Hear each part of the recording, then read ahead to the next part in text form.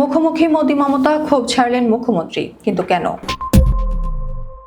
এবার বাংলা দিবস নিয়ে মুখোমুখি নরেন্দ্র মোদী ও মমতা বন্দ্যোপাধ্যায়। বিষয়টি নিয়ে রীতিমতো ক্ষোভ ছাড়লেন পশ্চিমবঙ্গের এই মুখ্যমন্ত্রী। মোদী সরকারকে স্পষ্ট জানিয়ে দিলেন, বাংলা দিবস ঠিক করবে পশ্চিমবঙ্গের মানুষ, অন্য কেউ নয়। অন্য কারো চাপিয়ে দেওয়ার নির্দেশ মানতে রাজি নন তিনি। এর আগে 20 জুন দিনটিতে বাংলা দিবস পালনের নির্দেশ দেয় ভারতের কেন্দ্রীয় সরকার। পাশাপাশি কেন্দ্র সরকারের সংবিধান হত্যা দিবস পশ্চিমবঙ্গ পালন করবে না বলে স্পষ্ট ক্ষোভ ব্যক্ত করেছেন মুখ্যমন্ত্রী। মমতা প্রশ্ন রেখে বলেন, ভারতের একাধিক রাজ্য যদি নাম পরিবর্তন করতে পারে তাহলে কেন পারবে না পশ্চিমবঙ্গ? মোদী সরকারের এই 3 বিষয়ে ক্ষোভ ছাড়লেন মুখ্যমন্ত্রী মমতা।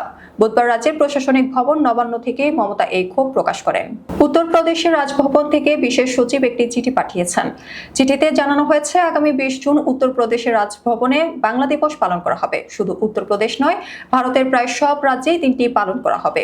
এই চিঠি দেখে ক্ষুব্ধ মুখ্যমন্ত্রী মমতা বন্দ্যোপাধ্যায়। মমতা